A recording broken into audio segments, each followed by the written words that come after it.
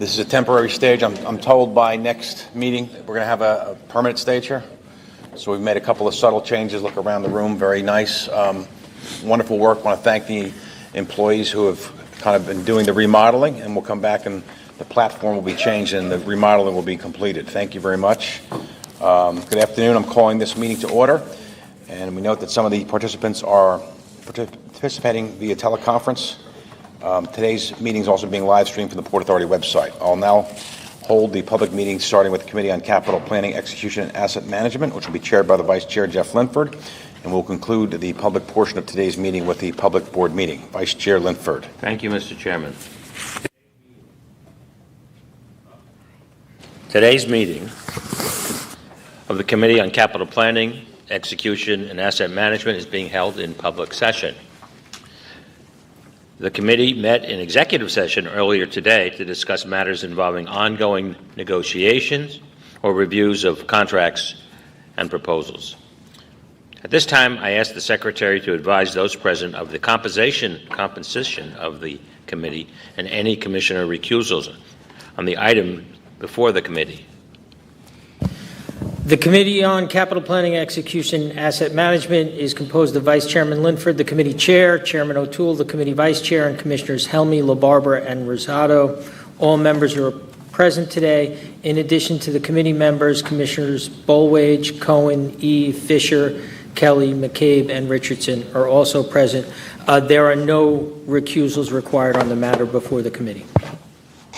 I will now call on our Director of Port Development, Beth Ann Rooney, to present an item that would authorize agreements covering preliminary engineering and feasibility studies with the potential future navigation improvements for New York and New Jersey Harbor. Where is Beth Ann? Oh, there you are. No props today. I apologize in advance. Good afternoon. The Port Department is here today to request authorization for two specific studies and analysis in support of a potential harbor deepening and channel improvement project, also known as the 50-foot project. First, I will highlight some of the recent investments that have been instrumental in maintaining our port's competitiveness and position as the largest port on the East Coast. I will then provide an overview of the harbor deepening and channel improvement study, which was conducted by the Army Corps of Engineers, and identify their recommendations. Finally, I will wrap up with the authorization that the Port Department is seeking today. The location of the Port of New York and New Jersey in the heart of the most densely populated region in the country, with the surrounding highway and rail networks, allows us to reach over 46 million consumers within 4 hours, or 250 miles, and another 90 million consumers within 36 hours. The population our port serves has been the catalyst for our containerized cargo volume to more than double in the last 12 years. And it is forecasted that our volume will double, if not triple, between now and 2050. Significant investment has been made by the Port Authority to accommodate this growth, including the build-out of our on-dock intermodal rail network, known as Express Rail, the deepening of the harbor to 50 feet, raising the air draft, or the clearance underneath the Bayonne Bridge and the water line to accommodate the larger vessels, and realignment and widening and expansion of the road network serving our facilities, including the Port Street Corridor Improvement Projects, which the board authorized earlier this year and is currently under construction. We have even added a New Jersey jug handle in the Elizabeth Port Authority Marine Terminal. The Port Authority's investment in supporting infrastructure outside of the terminal gates has been reinforced by significant investments in capacity and efficiency improvements within the terminals by the respective terminal operators. In 2016, the 50-foot harbor deepening project was substantially completed and put into service. It was clear, even by the end of that project, that cargo volumes and vessel size had greatly outstripped projections that had been made in the late 1990s when the project was first authorized for construction. By way of example, last year, 52% of the container ships which called on our facilities were larger than the vessel that our channels were designed for. During the Port Department's master planning effort, it became obvious that the navigational channels could become a limiting factor in the port's future growth, capacity, and competitiveness. And so, before the Port Master Plan was even completed, in 2017, the Port Authority requested that the Army Corps, pursuant to federal regulations, review the recently completed project to determine if additional modifications to the channel were necessary. After an initial appraisal report prepared by the Army Corps of Engineers confirmed that further study was indeed warranted, that led the Port Authority to successfully advocate with the Corps and Congress to authorize and appropriate funding to the Port of New York and New Jersey for a new study. This study, just one of 3 in the country, which was authorized by Congress in the Water Resources Development Act of 2018. Then, from 2019 to 2022, the Harbor Deepening Channel Improvement Feasibility Study and Environmental Assessment was conducted by the Army Corps. It analyzed a number of possible improvements against a no-build alternative and determined that deepening the harbor to 55 feet in most places was in the economic best interest of the nation. Based on the results of the study, the Chief of the Army Corps recommended to Congress that the project they determined was feasible be further authorized by Congress. And so, with the support of the congressional delegation in both New York and New Jersey, Congress authorized the Port of New York and New Jersey Harbor Deepening and Channel Improvement Project last December. During the feasibility study, the Corps of Engineers performed a benefit cost analysis to determine what, if any, deepening project provided the most net benefits to the nation. The Corps study found that deepening the navigational channels, which provide access to Port Newark, Elizabeth Port Authority Marine Terminal, and the Port Jersey Port Authority Marine Terminal, should be deepened to 55 feet, and that in certain areas the channel should also be widened, thus increasing safety and operational efficiency. The Corps' feasibility study also found that there is sufficient evidence based on changes in both the economy and trading patterns, as well as the recent change in the management of the terminal at Howland Hook with the French ocean carrier CMA CGM, to conduct a new study to identify what, if any, channel improvements are necessary for larger ships to be able to access the Howland Hook Marine Terminal. Therefore, this afternoon, we are seeking board authorization to execute 2 cost-sharing agreements with the U.S. Army Corps of Engineers, valued at up to $23 million in total, with the cost shared equally between the Port Authority and the Corps. The first agreement would be to conduct a preliminary engineering and design work for a future deepening and widening of the federal channels to those New Jersey facilities, and a second agreement to perform a pathway reevaluation study to determine the cost-benefit of potential future deepening and widening on the access to Howland Hook.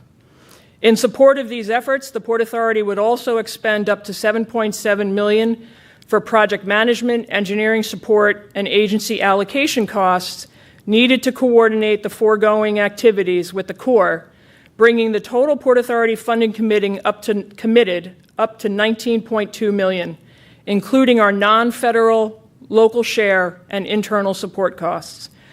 Required offsets from the current capital plan have been identified for the design and evaluation phases. This work would be performed over the course of the next 3 years. Commissioners, I ask that the committee recommend that this item advance today for consideration at the public board meeting. I'd be happy to take any questions.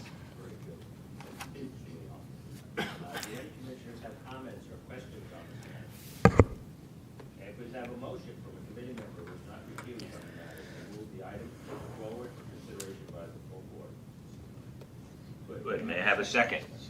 Thank you. Any objections? I just didn't put my phone on. My garage on. May I have a second? Yes. Any objections? Hearing none, the motion is passed. This concludes today's meeting of the Committee on Capital Planning, Execution, and Asset Management. And back to Chairman O'Toole. Thank you very much. Good afternoon. The board meeting of the Port Authority of New York and New Jersey and its component units is now being called to order. Today's in-person meeting is also being held virtually via teleconference with the proceedings live streamed from the Port Authority website.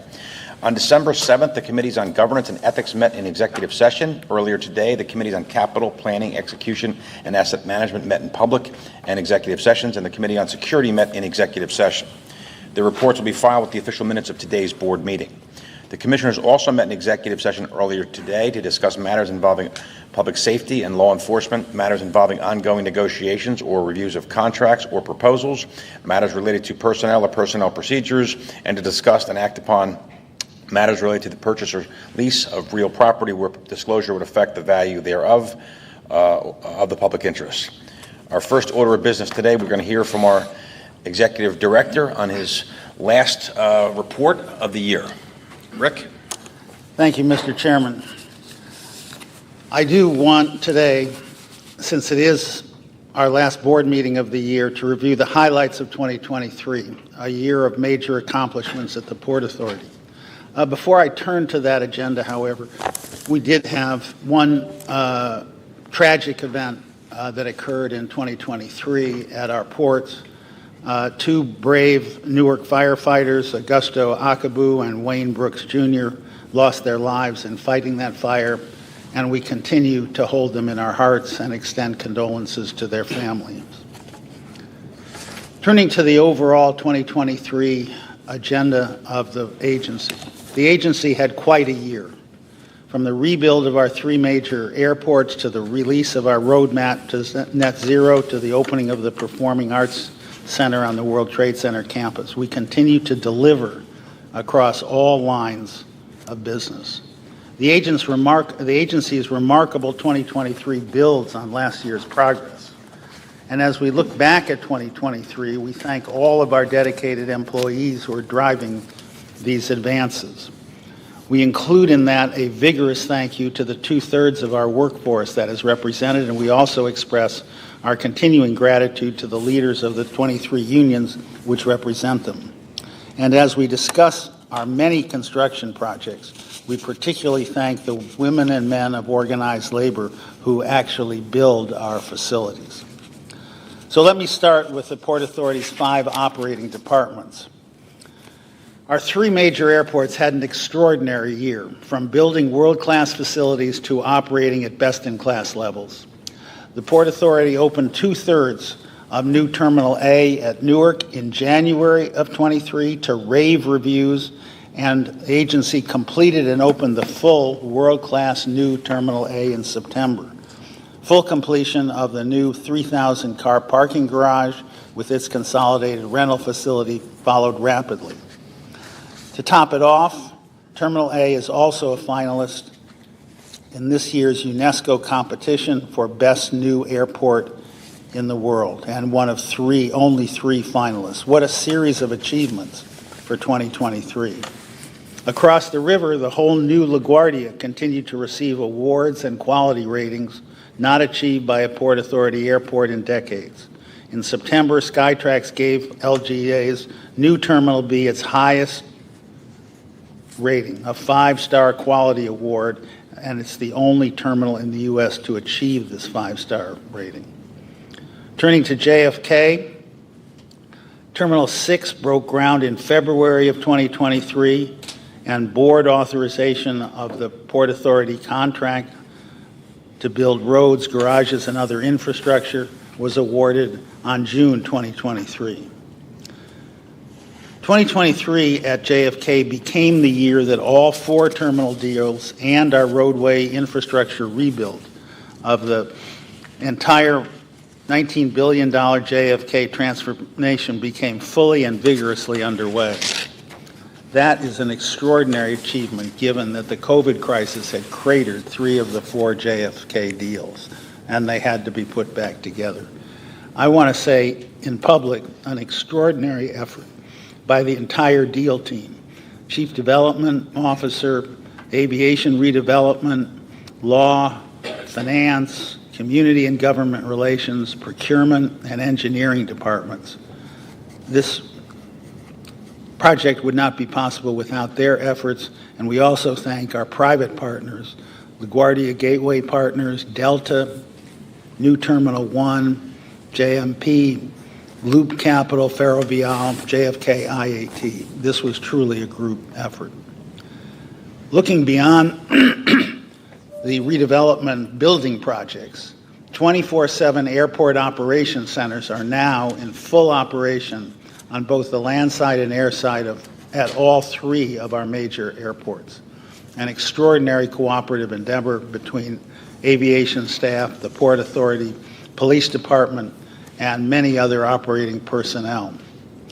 This new capability of our airport operation centers, paired with a new focus on customer experience, results in our airports either receiving or on their way to receiving their highest favorability ratings in decades. With regards to our passenger volumes at the airports for 2023, another remarkable performance. The Port Authority's airports set records throughout the year. Year-to-date, passenger volumes are more than 3% above 2019. Those 2019 volumes were records. Peak summer travel 2023 broke all previous records, and October saw the highest level of total passengers for any month in the agency's history. And additionally, international travel returned to 2019 records here in the final quarter of the year. All in all, quite a year. Our ability to handle these volumes has been due to the hard work of our employees, the entire airport community, and all of their employees.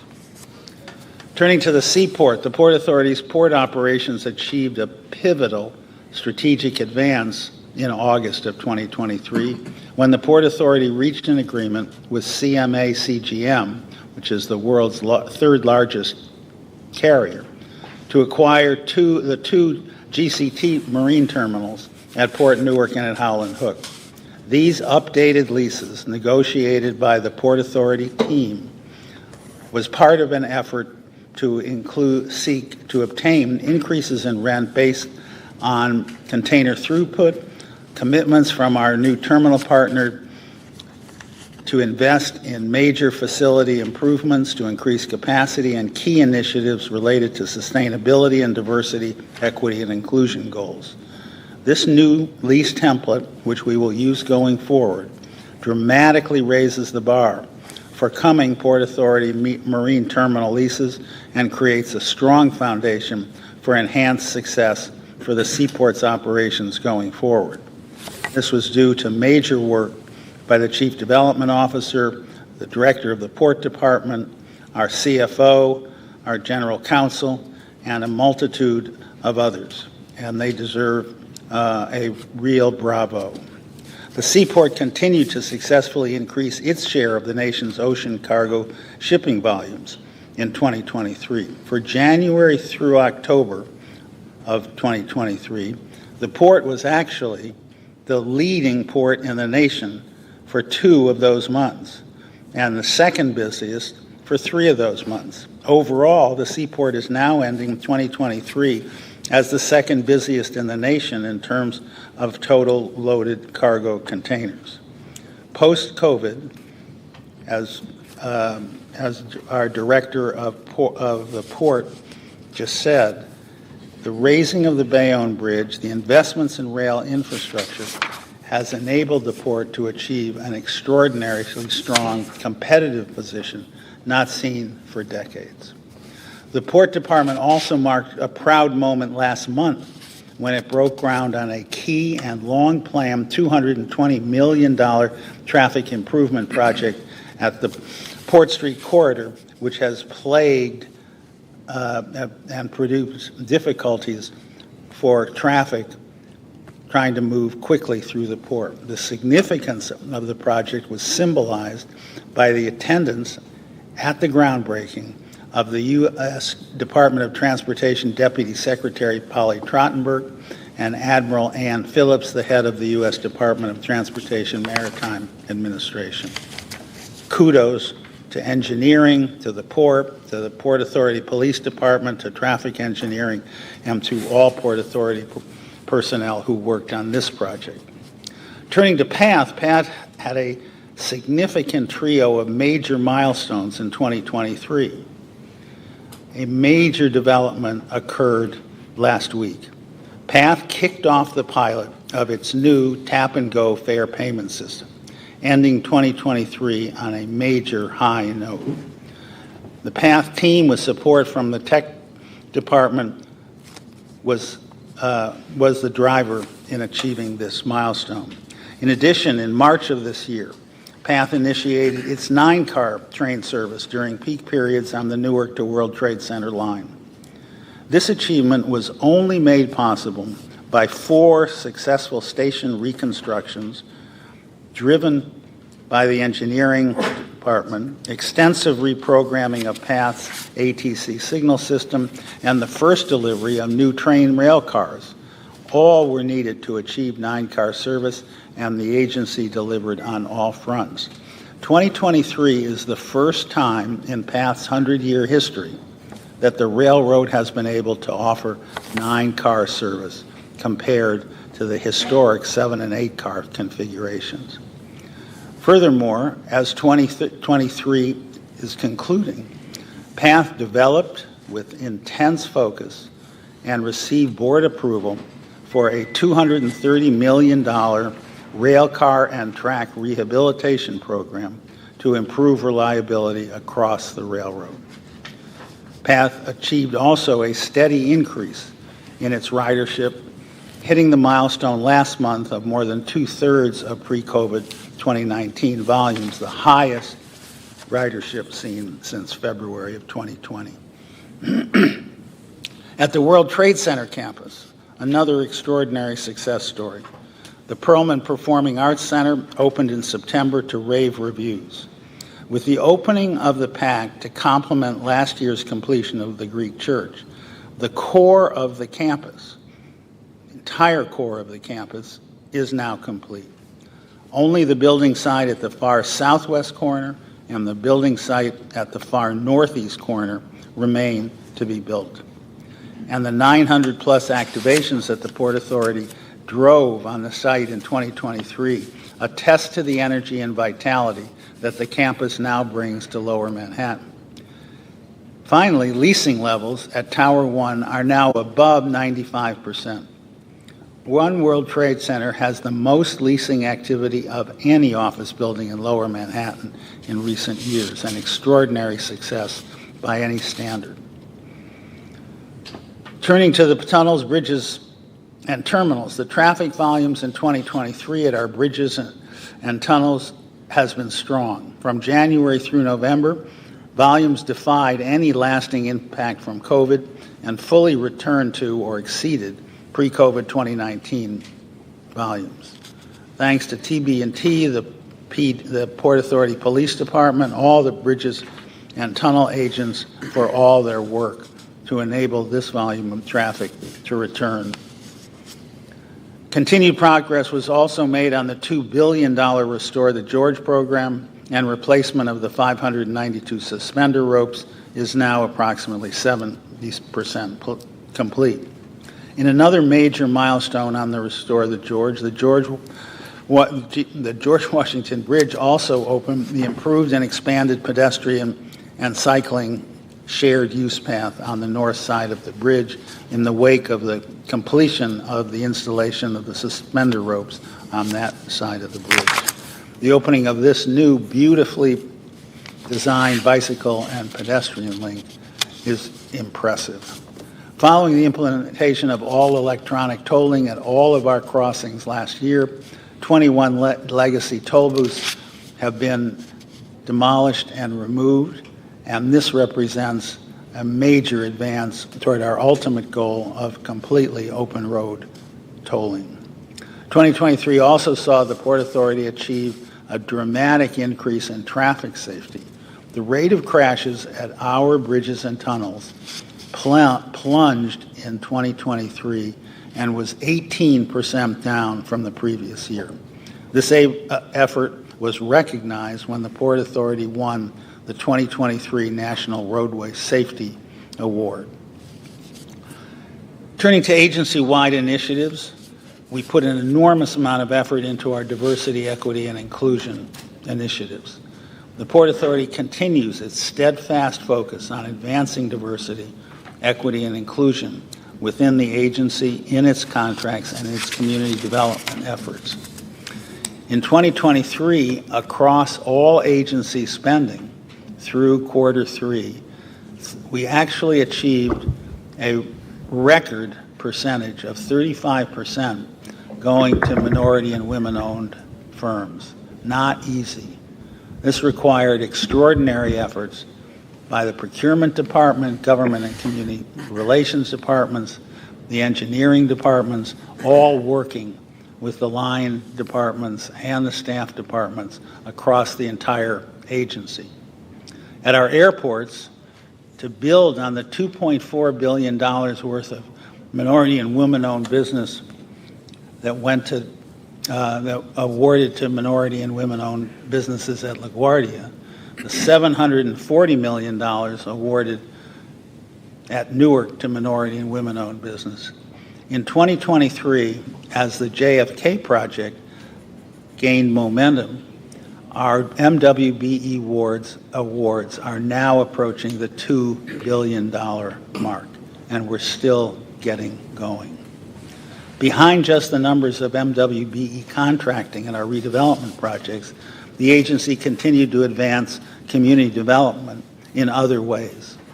A big thank you to Aviation, GoCorps, and the Development Office for making these programs, and procurement in making these programs happen. First, the Port Authority formed a partnership with the African American Chamber of Commerce of New Jersey at Newark Liberty to prepare local business to successfully bid on AirTrain Newark contracts. The Port Authority also launched the PA Build pre-apprenticeship program to train individuals in trades relevant to the AirTrain Newark replacement program, which is taking a major step forward today. This year, PA Build trained and placed more than 14 individuals into the Local 3 Laborers Union as asbestos technicians as the initial effort. That effort will expand dramatically as the project gains momentum. In addition, the Port Authority graduated the first cohort of 25 students in the Keene University STEM program, providing lessons in STEM subjects to students in the neighborhoods surrounding Newark Liberty.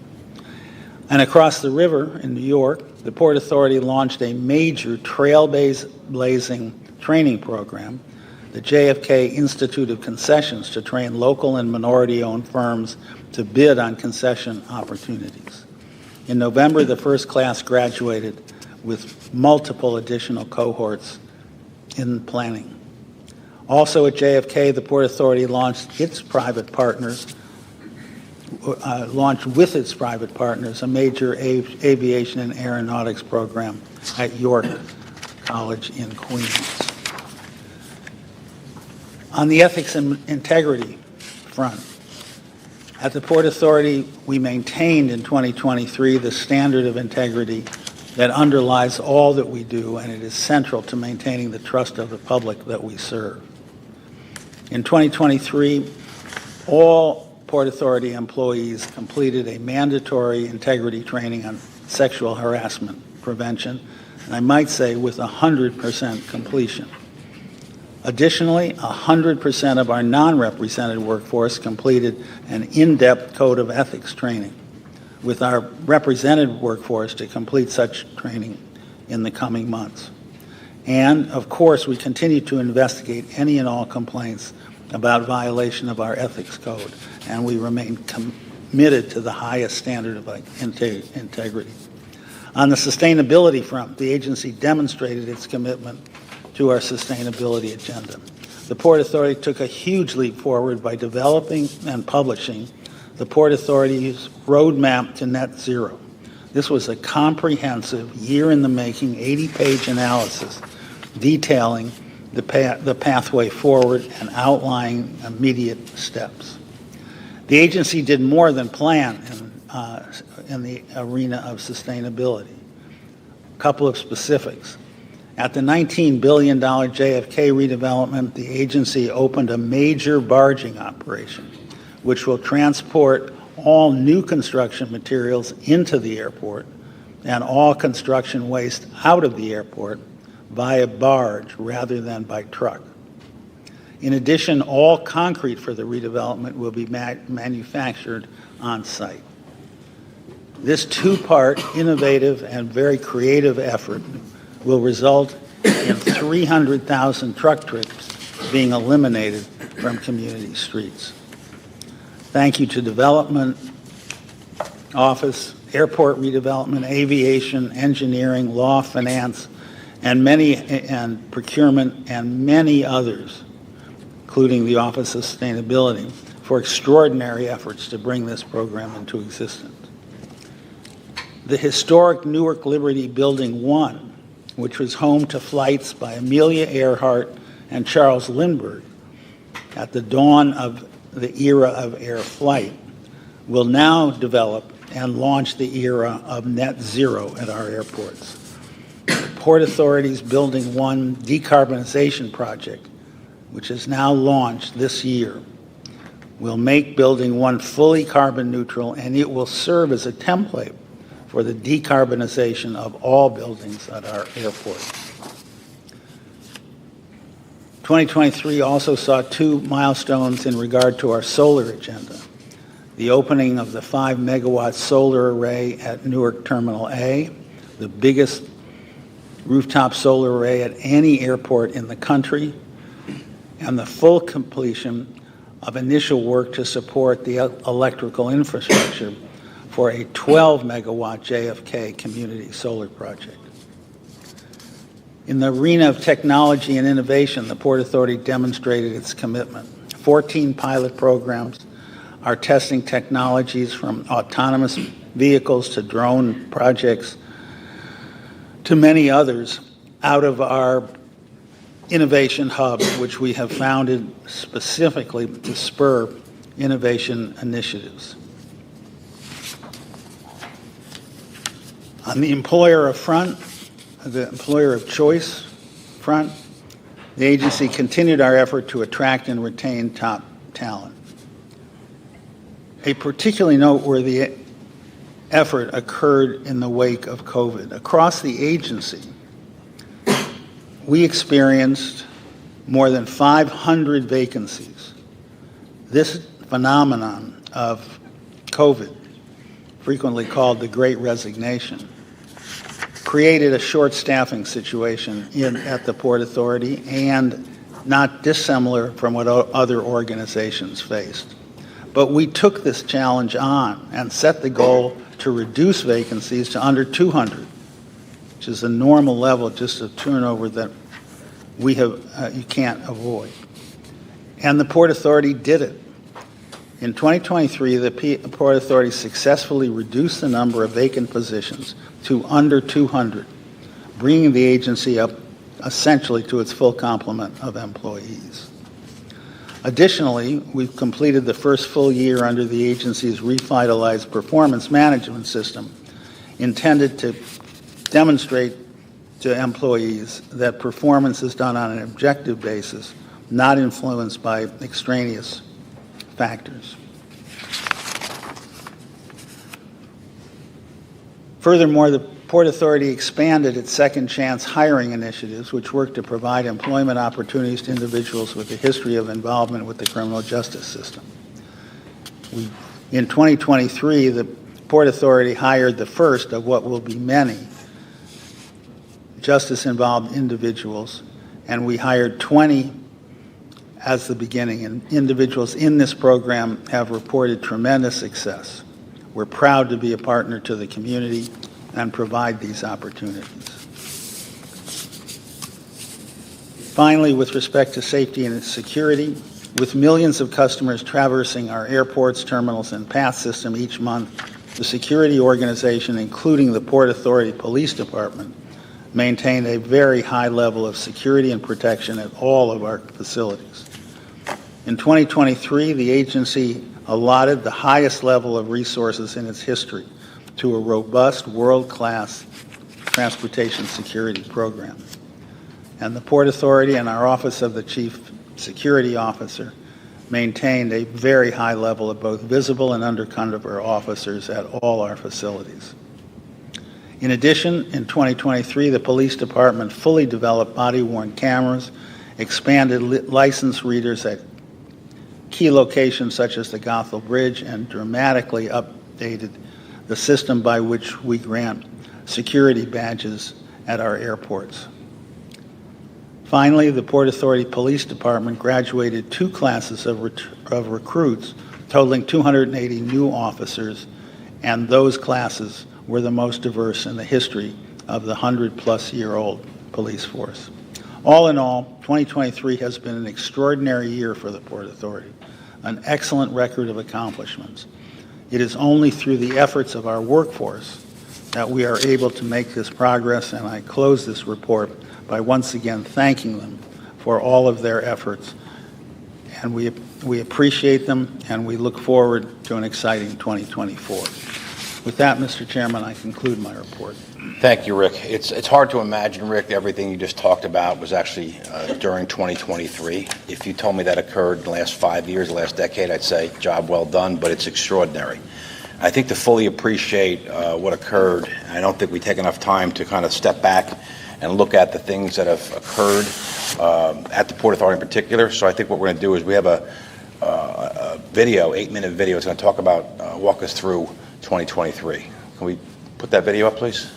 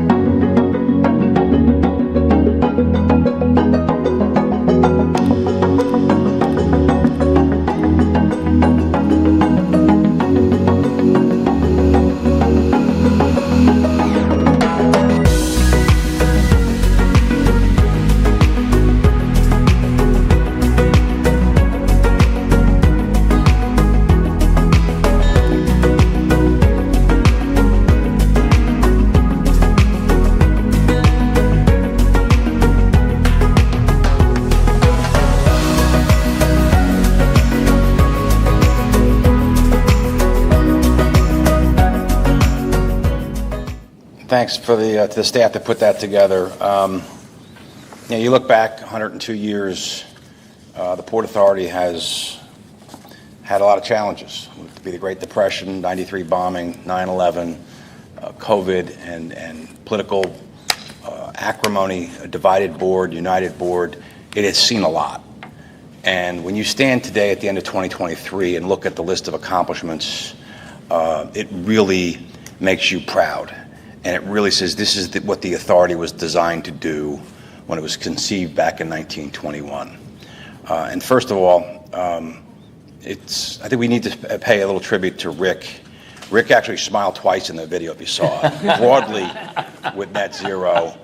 And it takes a leader of an organization with 8,000 employees who has a vision, who has a strength, who has a discipline, who has a sense of ethics and responsibility. And that's been Rick. It's been Rick for the last 6.5 years. Rick has led this agency in very difficult times. And, in the legal community, they have this thing called a day in a life. You do a video to kind of preserve and show what happens in a given day. And if we did a day in a life video with Rick, it would start really early when I generally get a text at 5:30 a.m. and he says, "Do you have a minute?" Sure, I have a minute. And it goes until late in the evening, the hours, the collaboration. Rick is demanding, he's exacting, he's magnificent, he is wonderful. We couldn't have a better leader and a better executive director at this time than Rick Cotton. Rick, thank you very much for all that you do. Amazing, extraordinary. And when I have to say that, your staffer, Peter Simon, I really have to say, Peter, extraordinary partner working with Rick. And I just feel compelled, you don't do this often. This board is different than when we came in 17. And I'm sure 5 years from now, this board will look a little differently. But this board now, we had a dinner a couple weeks ago, and Commissioner Rosado said something that was striking. And she said over the last 10 or 11 years, she said she's seen a lot, and this board, she was so proud of this board came together and served the community. And that spoke volumes to who we are and what we are. And to my partner, Vice Chair Jeff Linford, amazing partnership, Jeff. Amazing partnership. I told you the first meeting we got together, and he looked at me in the eye. He goes, "Are you a crazy Republican?" I said, "No, I'm not a crazy Republican." So Jeff and I just have a certain rhythm, and it really works out. And to the board members, I sent a note to each one of you to really thank you. It's a lot of work. It's thankless in many ways. You read a lot, you study a lot, you collaborate a lot, you have a lot of interaction. This board is more interactive now than ever before. And to my fellow board members, I want to say thank you very much for allowing these accomplishments to take place in 2023. Really job well done, and I can't wait to see what the future brings. And when we talk about the Port Authority, I talk about the senior staff. That's like the glue that kind of holds it together, that works with Rick and senior staff. And you go every Monday, you sit around a table and you talk to senior staff and you collaborate, and they get to run a show every single day. And they're also proud of their departments and their divisions and what's going on. And sometimes you don't have enough time to talk about what's so exciting, what's going on. But there is big things going on every single day. There's no small projects. There's no small job at the Port Authority. And I think every once in a while we should take recognition of what the senior staff and to the larger extent the 8,000 employees do. And at the end of the day, it boils down to the employees. And I think we as a board members and Rick, and we talk about it, it is really on the backs of the Port Authority employees that all this greatness gets done. And it is easy in our societies to talk about what doesn't get done, whether it's a dysfunctionality in D.C. or governments that don't work or corporations that just fail us. But when you point to the successes that we've seen in 2023, there's a singular reason. It's because of the hard work and blood, sweat, and tears and give of the employees. They are so proud to be here. They are so proud to represent the Port Authority. And to the Port Authority employees, thank you very much for all that you do. Thankless. When we see you and we come to your places of work, there's such a sense of pride and ownership. And you just love talking about what you do. We love hearing it. So on behalf of the board and Rick and everybody, thank you very much for all that you do. it's a special place. It's a special time. You know, this board's cohesive. We've got great challenges ahead of us. We're doing great things, whether it's bus terminal, these airports, when you look at those things, the things at the port, you know, the redoing of the cables at the GW.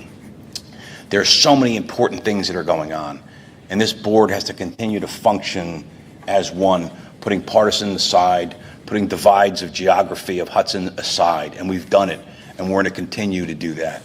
But I will tell you, the year is going to end on a strong note. Coming out of COVID, it's been just really dramatic. But 2024 offers us great promise and great hope. And so I say to everybody, thank you for working together. Looking forward to a strong 2024. Mr. Chairman, a point of personal privilege. Vice Chair. One person who never gets the accolades, because he's giving out all the accolades, is our chairman. And he's a strong, collaborative leader. And once again, I think we owe him a round of applause with everyone else he just named.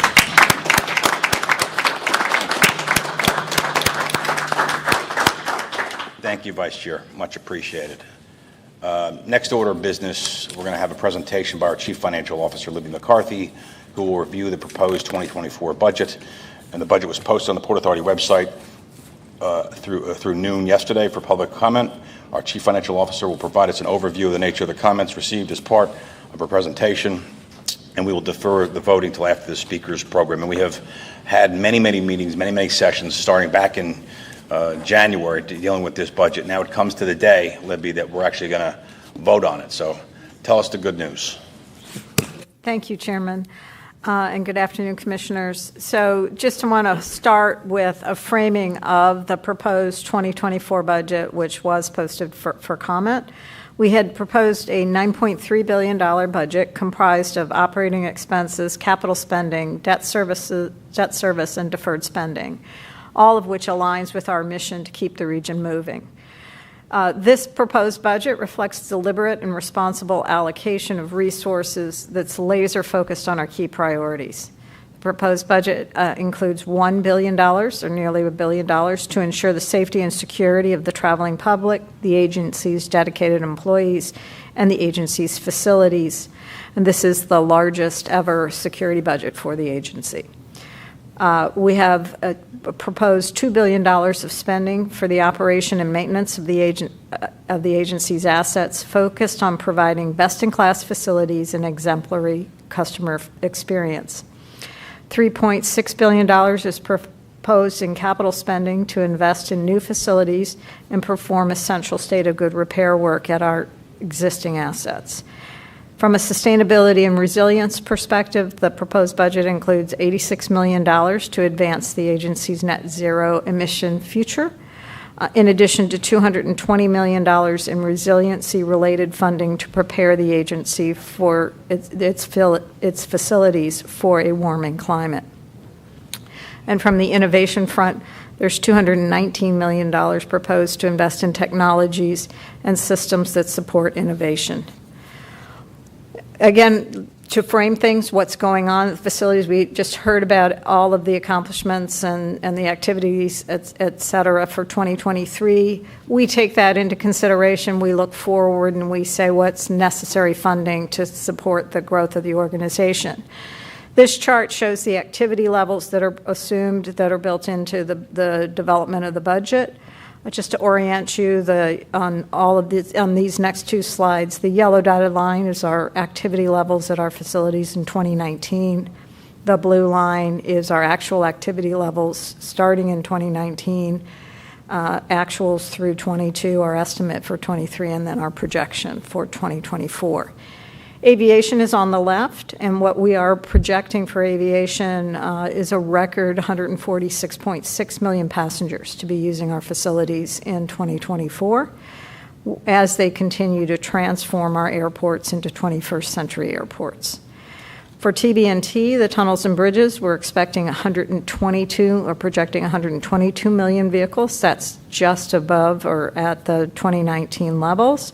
As we, again, continue to invest in our state of good repair programs, George Washington Bridge, and also moving forward some exciting new projects, which I'll talk about in a few moments.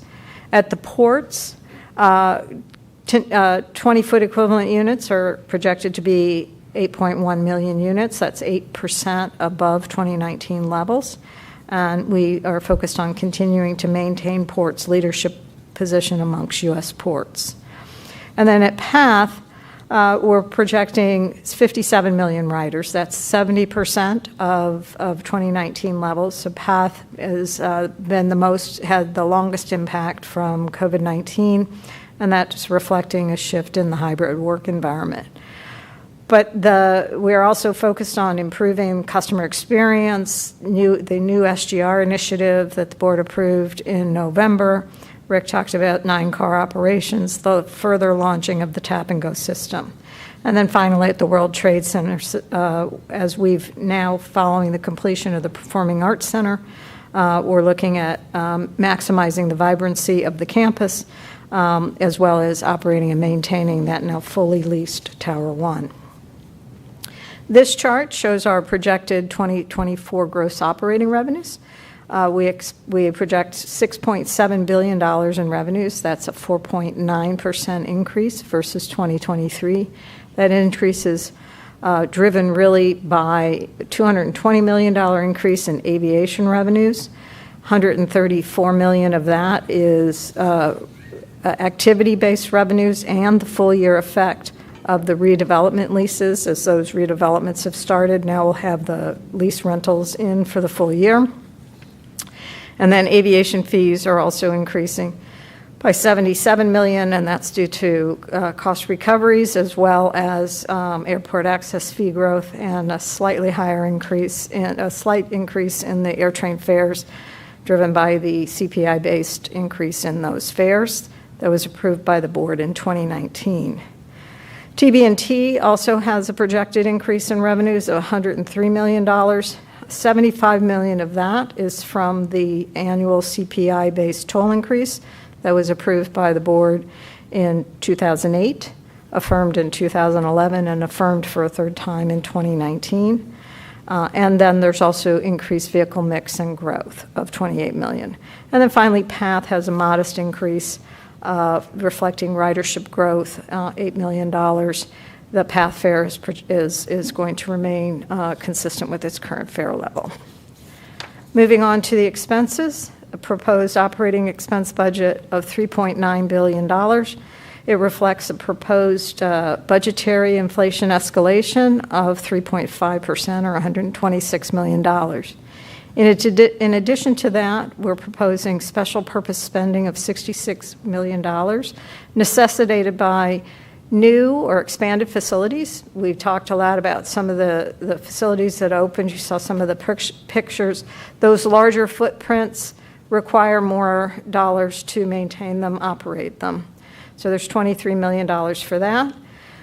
We have some incremental spending in the security budget to reflect the changing threat landscape that we're seeing today. That's bringing our total spend, as we talked about, to approximately $1 billion. The new PATH State of Good Repair program that the executive director just spoke about, focused on reducing delays and enhancing customer experience, is embedded in that as well. And then there's costs related to where there's incremental revenues that help offset those costs, but they're really primarily related to asset life extensions for both the Kennedy and Newark AirTrains. So all of them, as well as the launch of the AirTrain Newark program, moving that program for the replacement of the AirTrain, and the Newark Station Access Program. The other large increase here is at TB&T, and so that's in addition to kind of the ramp up of the spending on the Restore the George program, the State of Good Repair program that you saw some pictures of a minute ago. It's also the ramp up in the planning and design and early action work for the Midtown Bus Replacement Program, as well as moving several other large projects along in their life cycle. At PATH, we'll be continuing that rollout of the fare payment system, the Tap and Go system, and at Port Street Corridor, you saw the pictures of the dirt tossing for the Port Street Corridor program, and that's embedded in this program as well. The proposed debt service expenditures is $1.7 billion. That's an increase of $52 million or 3%. That's driven by higher scheduled principal payments on existing bonds, slightly higher interest rates, and then also debt service on new bond issuances. This assumes $1 billion of bonds will be issued for purposes of funding the capital plan in 2024. This slide here just shows the sources that fund this proposed $9.3 billion budget, and you can see the sources are matched to the proposed uses. Chairman, as you mentioned, we posted the budget for public comment, the proposed budget for public comment on November 15th. We also made sure it was widely known that it was there by issuing a press release and providing notices to the print, television, radio, and digital media. We also then presented that proposed budget at our board meeting in public on the 21st of November. I'm happy to say that we've received 215 comments on the proposed budget. Those comments have been analyzed by staff. They were shared with the commissioners prior to this meeting. And this slide shows you the breakdown of the nature of those comments. 110 of the comments were requesting consideration of expanded PATH service on the nights and the weekends as PATH ridership continues its steady recovery, and we have seen the recovery levels higher in those periods than the overall period. So we're aware of this increasing volume in the off-peaks, and we are undertaking an analysis of these requests to determine the appropriate action going forward. 70 comments were received related to fares. 69 of those were in opposition of the automatic inflation-based increase for the AirTrain, and one was in opposition to the Tunnel and Bridge CPI adjustment. As I mentioned, these adjustments were mandated by prior board actions, including 2008, 11, and 19, and were triggered by increases in CPI when measured from September 22 to September 23 of 3.7%. These not only these were prior mandates, but they are important and necessary to provide the support for us to pay for our increased expenses as a result of inflation, as well as to support the capital program, including today's contract award that you'll be considering for the Newark AirTrain replacement. 35 comments were general in nature, including 27 that request that the Port Authority prioritize its mass transit options and focus on making sure there's appropriate levels of spending for PATH, the bus terminal, and the George Washington Bridge bus station. And all of those comments have been reviewed and referred to the respective departments for consideration. So in light of this and staff's analysis, we continue to recommend passage of the proposed budget, the 24 proposed budget. So here again, we request authorization of a $9.3 billion 2024 budget comprised of the components shown on this chart here. Libby, thank you very much. Challenging year coming out of the COVID, trying to marry, increasing revenues, increasing costs, increasing operational spend. You have been at this for 12 months now. It's coming to hopefully a successful end today. Please pass along to you, obviously to your staff. It's an amazing job, amazingly dedication. It's very sophisticated, very in the weeds, and after literally thousands of meetings you've had over the last 12 months, this is the day we're going to hopefully have a passage of this budget. Any comments or questions from the commissioners? All right, we're going to hold this in abeyance until we have the speaker program behind us, and then we'll vote. Thank you, Libby. All right, at this point, we have our Chief Operating Officer, Jim Heitman, present an item for the board's consideration that would authorize a contract for system technology as part of the AirTrain Newark replacement program. And we'll defer this action until after the public portion. Jim? Good afternoon, Commissioners. As Chairman O'Toole said, I'm here to talk about the AirTrain Newark replacement program. As you recall, about a year ago, we started a new multi-contract strategy to increase competition and reduce project risks. Today, we seek board approval to advance the first major project for system technology. This includes automatic people mover system components such as vehicles, automatic train controls, electric power and propulsion systems. In addition, it includes the O&M of that system post-construction. The other contract packages that are listed here are fully underway and will be back as those projects advance over time. Just to kind of summarize the procurement process, the System Technology Requirements project was launched back in December 2022 with the request for qualifications. 3 teams were shortlisted in March, and we advanced to the request for proposal phase. We received technical proposals finalized in September, and then a month later we received the final price proposals. The selected preferred proposer offered the proposer with the best value to the Port Authority.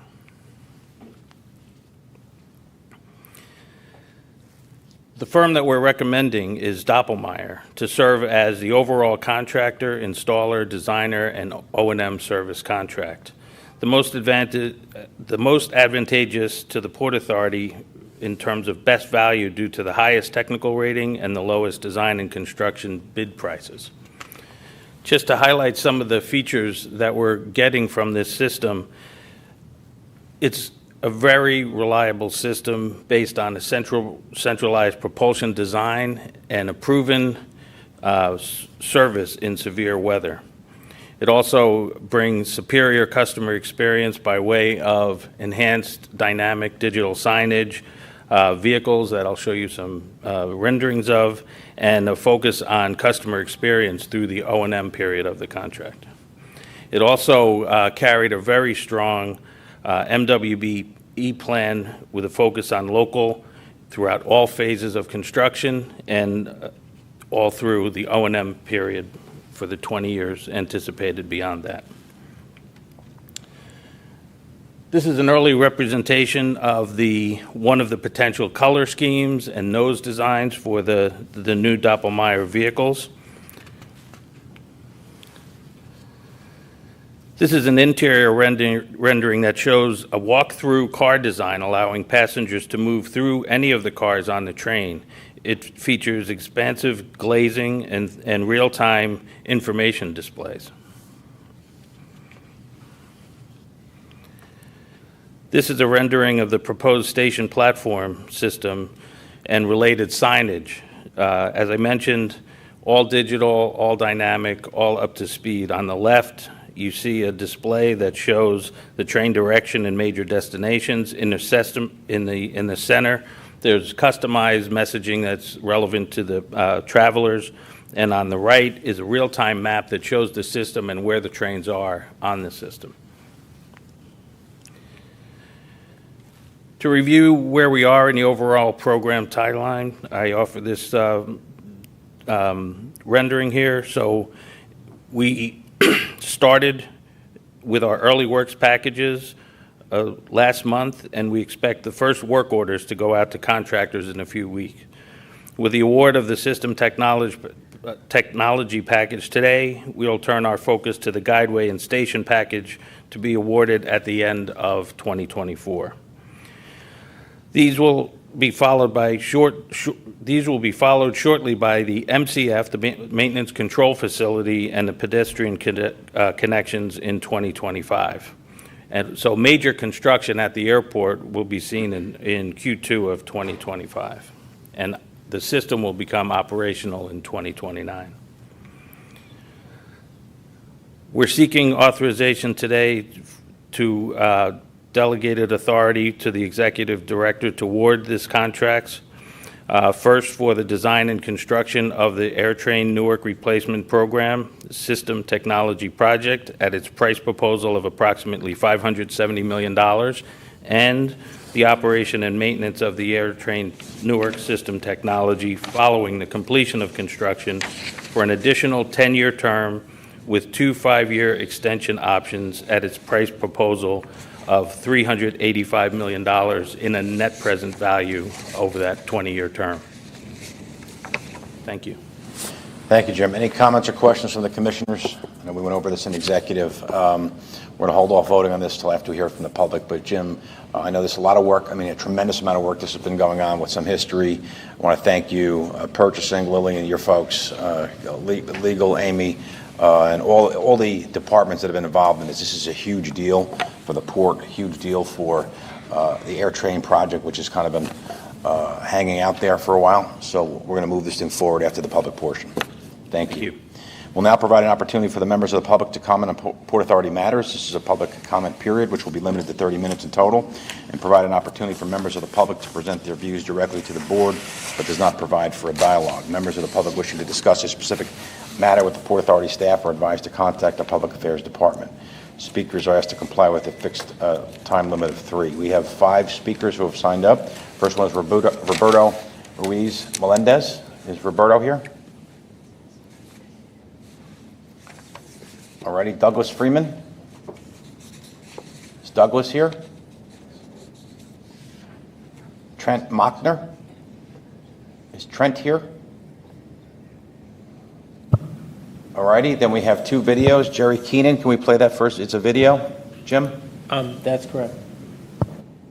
Chairman O'Toole and members of the Board of Commissioners, thank you for the opportunity to speak today. My name is Jerry Keenan, the president of the New Jersey Alliance for Action. The New Jersey Alliance for Action is a nonpartisan and nonprofit association representing thousands of business, labor, government, utility, education, professional, and other New Jersey leaders. Our mission is to improve New Jersey's economy through the promotion of environmentally friendly capital construction and infrastructure investment. For 50 years, the Alliance has focused exclusively on building a better future in New Jersey. To state it simply, the Alliance stands here this morning in full support of this proposed 2024 budget and the capital plans that are part of it. Why? Well, the infrastructure commitment being made today will benefit New Jersey and the region for the remainder of the 21st century. Those commitments include the replacement of the AirTrain at Newark Liberty International Airport and construction of a new Port Authority bus terminal. The current bus terminal serves nearly 250,000 New Jersey residents daily. We also proudly support the advancement of PATH service for the Newark International Airport Station access. That project promises to expand rail and airport access for underserved communities in Newark and Elizabeth. Also at stake here today is the future of our ports, a key economic lifeline for our region, especially for the state of New Jersey. The Port Street Corridor Improvement Project will help ensure that our ports remain accessible and vital and supply large portions of our eastern seaboard with the goods that come through our substantial international trade. This budget also makes important commitments to funding port security. In addition, it makes substantial continuing investments in the Port Authority's laudable goal of being carbon neutral by 2050. The commitments being made here today are investments in our future, and the transportation and port access projects are just part of an overall plan that'll ensure the region's future prosperity. It's critical that the Port Authority continue to make those investments, and the New Jersey Alliance for Action will continue to support them at every turn. Thanks for the opportunity to speak today.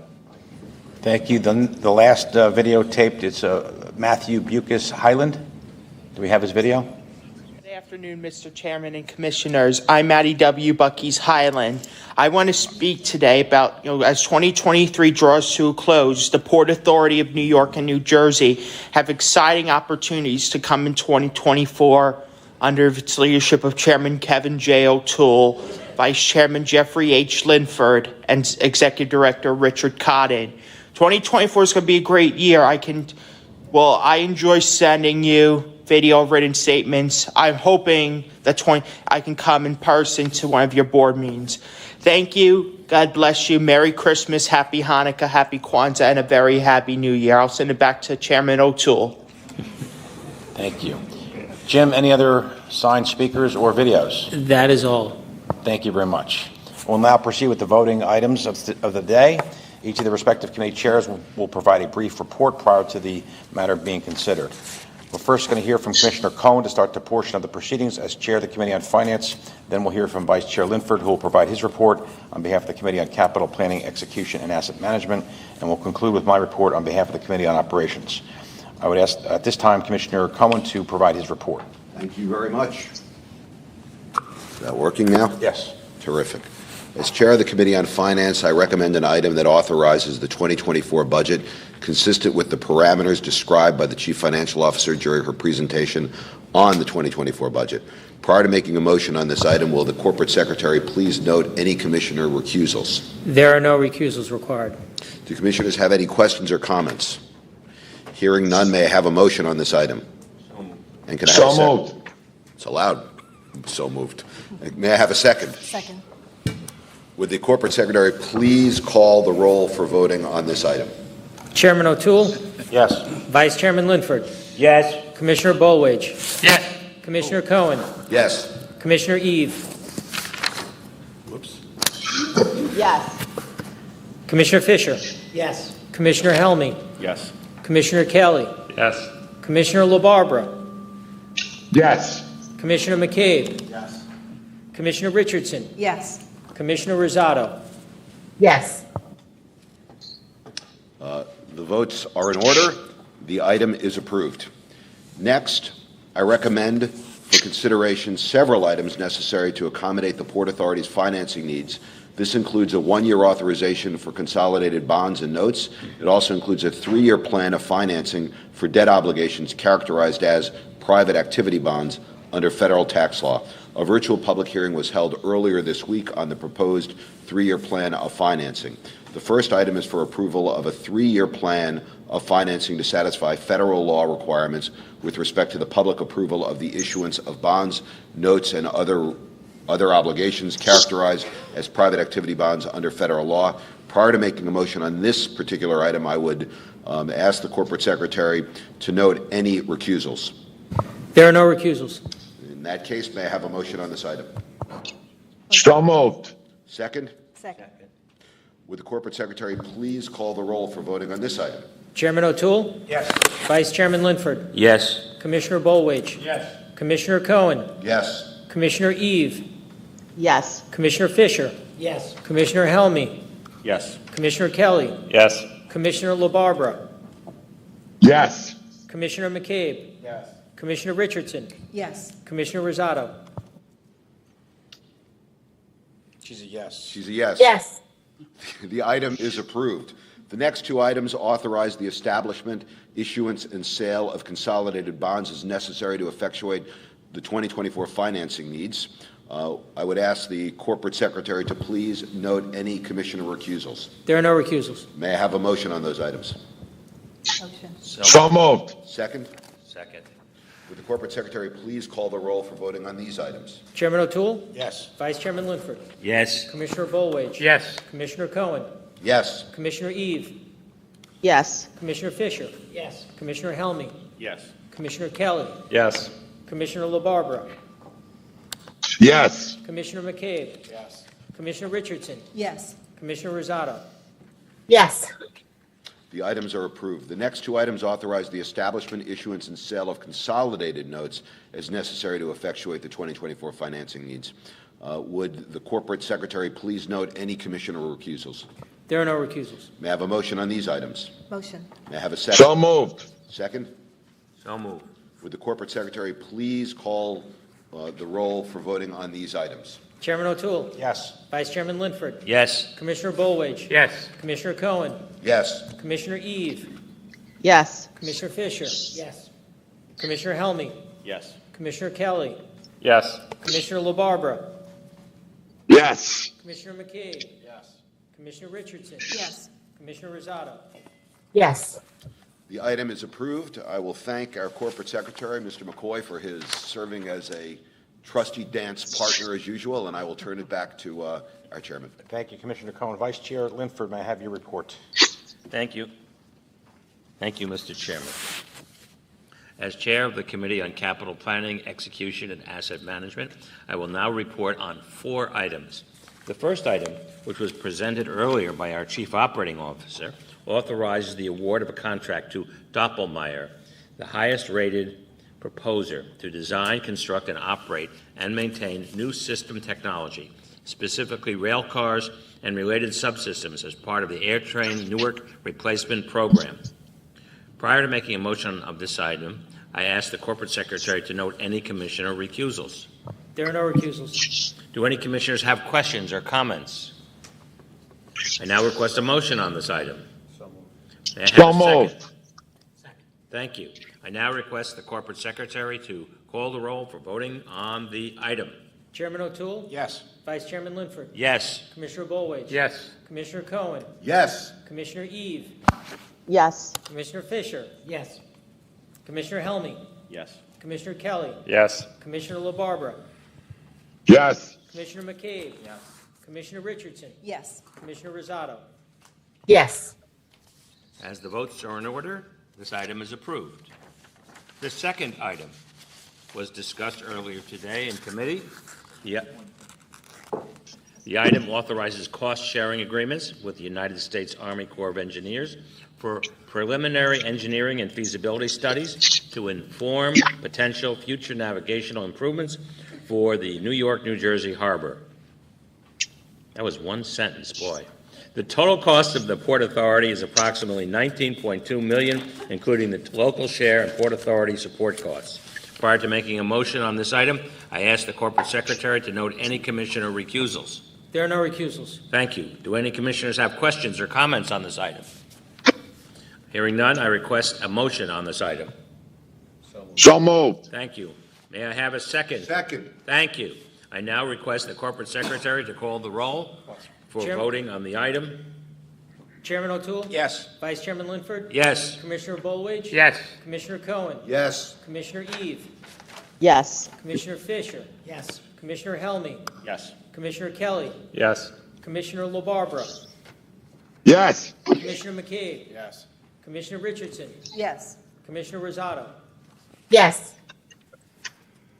As the votes are in order, this item is approved. The third item would authorize a project to replace Pat's Substation Number 8 at a total project cost of $86.4 million. This reflects a $14.4 million increase as compared to the previously authorized amount. Up to 90% of the cost is expected to be funded by a Federal Transit Administration grant. Prior to making a motion on this item, I ask the Corporate Secretary to note any commissioner recusals. Chairman O'Toole is recused. Any others? No, sir. Thank you. Do any commissioners have questions or comments on this item? I now request a motion on this item. I now request a So motion moved. on this item. Second. Thank you. So moved. May I have a second? Second. Thank you. I now request the Corporate Secretary to call the roll for voting on the item. Vice Chairman Linford? Yes. Commissioner Bollwage? Yes. Commissioner Cohen? Yes. Commissioner Eve? Yes. Commissioner Fisher? Yes. Commissioner Helmy? Yes. Commissioner Kelly? Yes. Commissioner LaBarbera? Yes. Commissioner McCabe? Yes. Commissioner Richardson? Yes. Commissioner Rosado? Yes. As the votes are in order, this item is approved.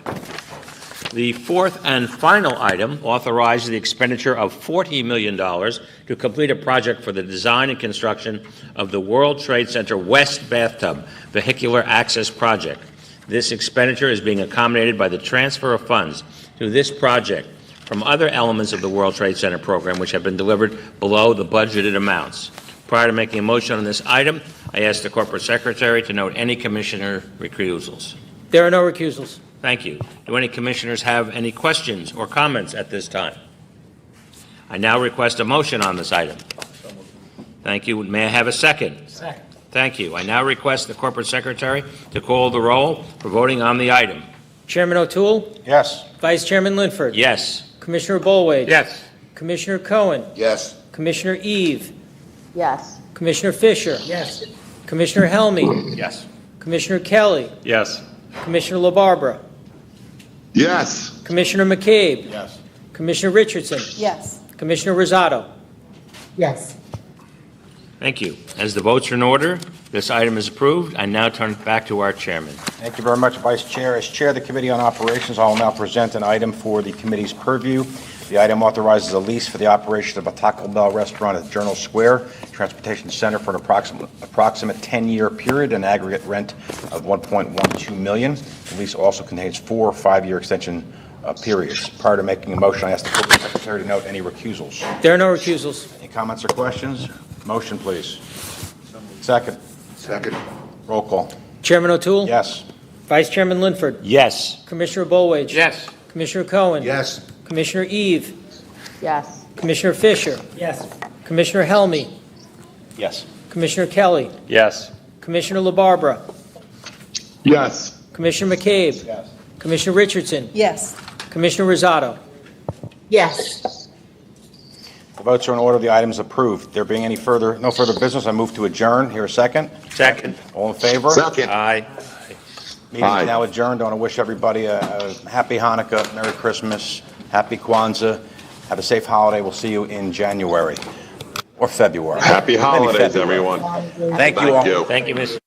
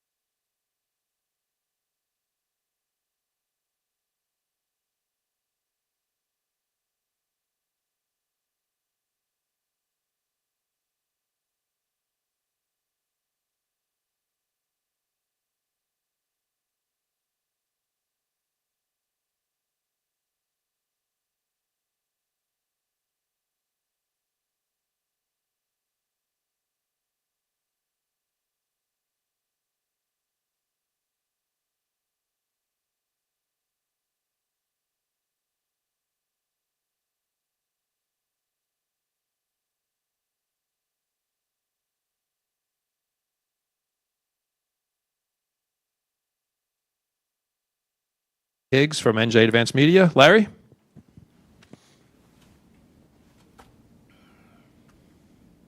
Is your mic on, Larry? Okay, I got it. All right. Thanks. Happy holidays to everybody. And I see that there's going to be some new trains under the Christmas tree. I was hoping you might be able to give us a little more information about the new air train. What's going to power these trains? How many cars are going to be built? How big are they? How many people will they accommodate? Jim? Jim has every one of those answers for you. I have most of those answers for you. Yes, Jim. So it's a new cable-drawn vehicle, so it's electric powered. The initial build-out consists of 5 cars on each train, and we expect the service to come in 2029. I don't know if I missed one of those questions. When you say cable drawn, I mean, are we talking about something that's like a San Francisco cable car, or how does that work? Well, a more apt comparison is Oakland, where it is drawn by a cable from a wheelhouse, but it's very reliable as a result through all different sorts of weather because it doesn't have to get any kind of traction from being self-propelled via wheels. It's pulled by a cable. It's in Toronto. There's a system in Toronto. There's a new system in Luton in the UK and the Oakland station, as I mentioned.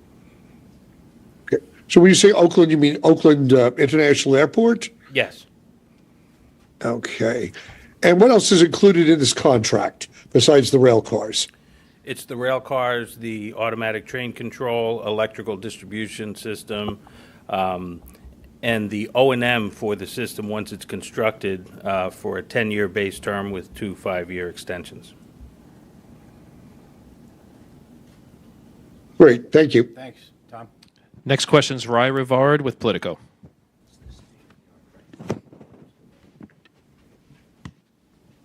Happy holidays. Thanks for taking my question. 2 things related to congestion pricing. Back in October, you all got a letter from some New York elected officials over some gantry issues. I wonder if you have an update on that. And then the second thing is, now that the MTA has moved closer to advancing an actual model for the tolls, have you all done, or can you give us an update on the studies you're doing about how that affects your revenue, possibly in this budget that you just adopted, and traffic on the bridges and tunnels? Thank you. This is Rick. So we are still studying. I mean, obviously, the final proposal or the current proposal came out just a few days ago. So in terms of, we are working with our consultant and expect or waiting to get his final assessment. So there's really nothing that we can report on that. And I think for most of your other question, I would refer you to the New York Governor's office. Next, Tom. Last question is Jeff Yapalatter with Airport Voice. Jeff, is your mic on?